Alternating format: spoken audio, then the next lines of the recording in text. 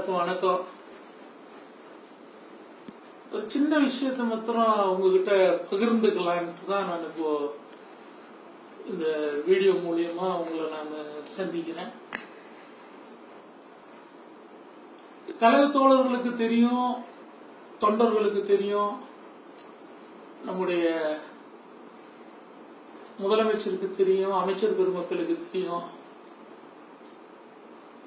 எல்லாருக்கும் தெரியும் இந்த ஆட்சி யாருனால காப்பாற்றப்பட்டது, இந்த கட்சி யாருனால காப்பாற்றப்பட்டது எல்லாருக்கும் தெரியும். ஒரு சில பேர் என்னமோ ஒரு தீண்டத்தகாதவங்க மாதிரி சின்னம்மா பேரை சொல்லி ஒருமையில பேசுறதும், மக்கள் செல்வர் டிடிவி அண்ணன பேரை சொல்லி ஒருமையில பேசுறதும், நாங்க ஒதுக்கி வச்சிருவோம், அவங்க ஒதுங்கிக்கிட்டாதான் நல்லது. ஏன் ஒதுங்கணும்? எதுக்கு ஒதுங்கணும்? இப்படி பேசுற உங்களை பத்தி உங்களுடைய பகுஷி எங்களுக்கு தெரியாதா? அம்மா படத்தை எரிச்சவங்க நீங்க, அம்மா படத்தை காலில் போட்டு மிதிச்சவங்க நீங்க, வரலாறு இருக்கு, ரெக்கார்டு இருக்கு.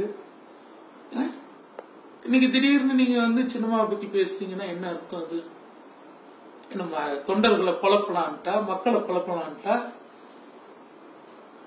அம்மா உடம்பு சரியில்லாத நேரத்துல கிட்டத்தட்ட 73 நாள் நாங்களாவது ஆஸ்பத்திரிக்கு வெளியில உட்காந்து பூஜை பண்ணிட்டு இருந்தோம். ஆஸ்பத்திரிக்குள்ளேயே இருந்து சின்னம்மா வீட்டுக்கே போல, அங்கேயே இருந்தாங்க. வேற யாரு அப்படி பார்த்திருக்க முடியும்? மாண்புமிகு நம்முடைய முதலமைச்சர் அம்மா அவர்களே சொல்லியிருக்காங்க, எனக்கு தாயாக நான் பார்க்கிறேன் என்று சொல்லியிருக்காங்க. ஒரு தாய் ஸ்தானத்துல வேற யாரால பார்க்க முடியும்? இவனோ போனவன்லாம் பொய் சொல்றான்னா இன்னைக்கு அவன் பொய் சொல்றவன் அனுபவிக்கிறான். இன்னைக்கு ஏன்டா பொய் சொன்னோன்ட்டு அனுபவிக்கிறான். இன்னைக்கு திடீர்னு திரும்பி சினிமா வேண்டாம் நாங்க ஒதுக்கி வைக்கிறோம், பொய் செயலாளரே இல்லை, பொய் செயலாளர் இல்லை நீங்க சொன்ன எப்படி? எல்லாரும் சேர்ந்து தானே தேர்ந்தெடுத்தீங்க. எல்லாரும் தேர்ந்தெடுத்துட்டு கொண்டு தோட்டத்துல கொண்டு கொடுத்தீங்கல்ல, நாங்க எல்லாம் அங்க இருந்தோம்ல. நீங்க தான் பொதுச் செயலாளர் நம்ம எல்லாம் தான் கேட்டோம், நீங்க கூட தான் கேட்டீங்க. இந்த ஆட்சி யாருனால இருக்கு? இந்த கட்சி யாருனால உடையாம இருக்கு? தெரியாதா? உங்களுக்கு தெரியாதா? மக்களுக்கு தெரியும். இருந்தாலும் ஒரு சின்ன ஒரே ஒரு உதாரணத்தை மாத்திரம் இந்த நேரத்தில் நான் சொல்லிக்கிறேன்.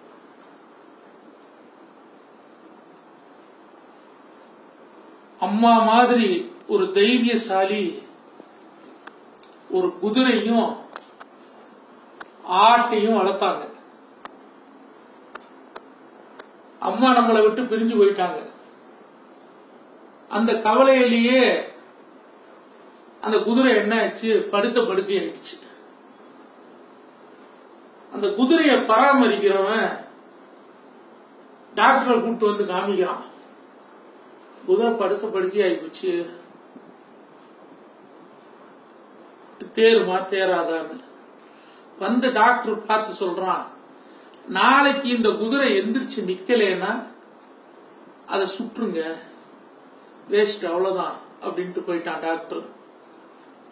இத கேட்டுக்கிட்டு இருந்த அந்த ஆடு நேரா அந்த குதிரை கிட்ட குதிரை குதிரை நீ எந்திரிச்சு நிக்கணும் நாளைக்கு, இல்லைன்னா உன்னை சுற்றுவானுங்க, உன் வாழ்க்கையே முடிஞ்சு போயிடும், நீ எந்திரிச்சு நிக்கணும். அதுக்கு அந்த குதிரை சொல்லிச்சு, என்னால முடியாது, என்னால எந்திரிச்சு நிக்க முடியல, என் உடம்புல சக்தி இல்லை, நீ தயவு செய்து எந்திரிச்சு நின்னுதான் ஆகணும், உன்னால முடியும், உன்னால முடியும்னு சொல்லி அதுக்கு ஒரு நம்பிக்கையை கொடுக்குது இந்த ஆடு. அடுத்த நாள் குதிரை எந்திரிச்சு நிக்குது. குதிரைக்காரன் டாக்டரை கூப்பிட்டு வரான். பரவாயில்லையே, குதிரை எந்திரிச்சு நின்னுச்சே, இந்த குதிரை நாளைக்கு நடக்கணும், நடக்கலன்னா சுற்று. திருப்பி அந்த ஆடு வருது. நீ நட. என்னால ஒரு அடி எடுத்து வைக்க முடியல. உன்னால முடியும், உன்னால கண்டிப்பா நடக்க முடியும்னு இந்த ஆடு ஒரு நம்பிக்கை கொடுக்குது. அடுத்த நாள் குதிரை நடக்குது. டாக்டர் வந்து பார்க்கறான். Very good. இந்த குதிரை ஓடலைன்னா, நாளைக்கு இந்த குதிரை ஓடணும், மைதானத்துல ஓடலைன்னா சுற்றுங்கன்ட்டு. திருப்பி அந்த ஆடு வருது. அந்த குதிரை கிட்ட சொல்லுது, உன்னால ஓட முடியும். ஐயோ, என்னால ஒரு அடி கூட எடுத்து வைக்க முடியலையே, என் உடம்புல எந்த சக்தியும் இல்லையே. உன் உடம்புல எல்லா சக்தியும் இருக்கு, உன்னால ஓட முடியும், நீ ஓடு, நீ கண்டிப்பா ஓட முடியும் அப்படின்னு நம்பிக்கை கொடுக்குது, தைரியம் கொடுக்குது. அடுத்த நாள் குதிரை மைதானத்துல ஓடுது. டாக்டர் சந்தோஷப்படுறோம். ஆஹா, இந்த குதிரை அற்புதமா குணமாயிடுச்சு அப்படின்னு சந்தோஷப்படுறான்.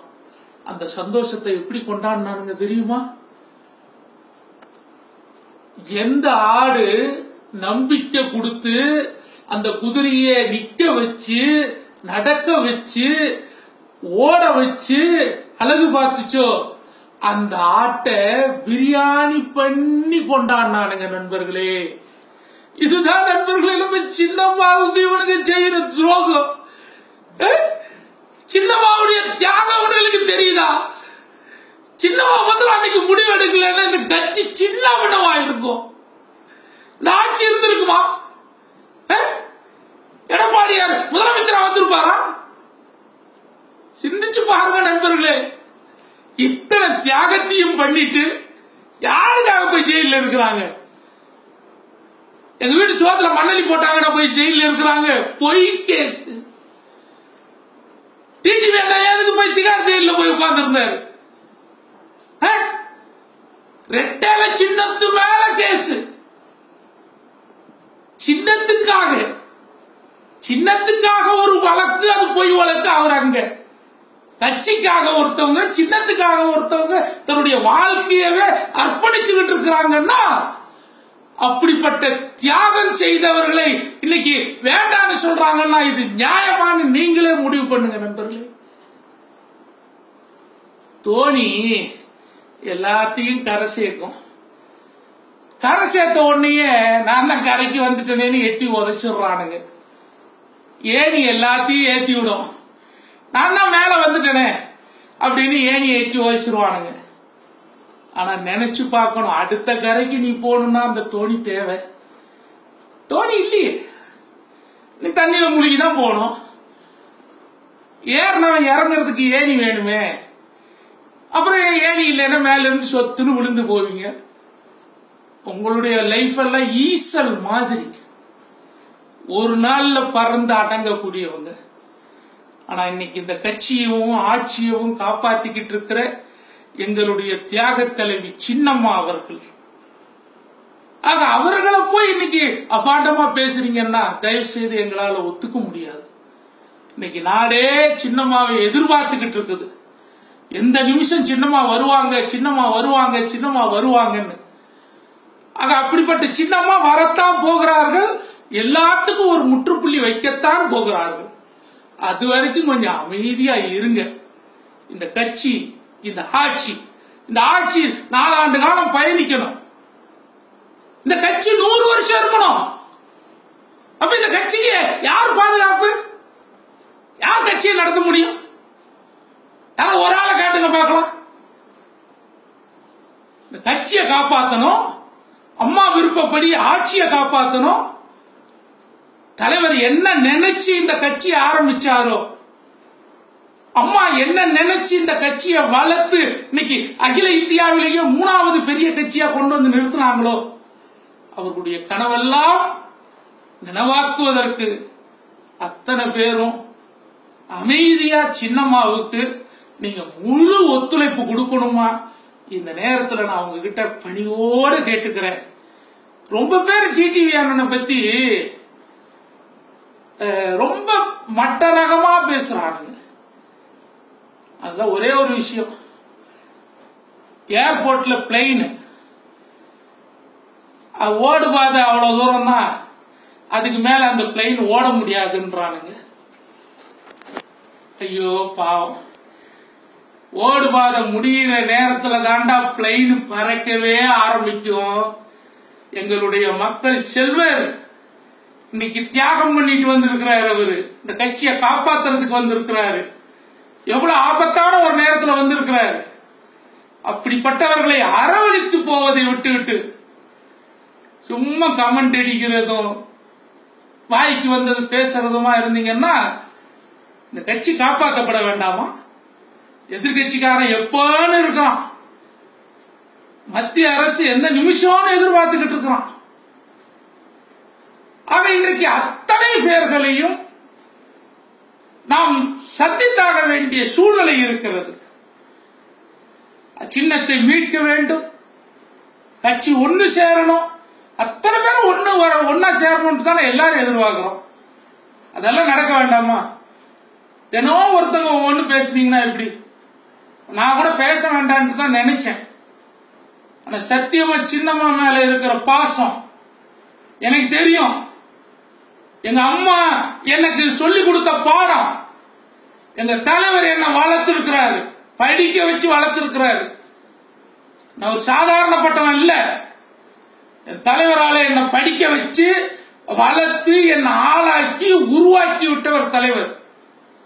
ஆனா என்ன அழகு பார்த்த அன்பு தெய்வம் அம்மா. நாங்கெல்லாம் ஒரு சாதாரணமானவங்க கிடையாது.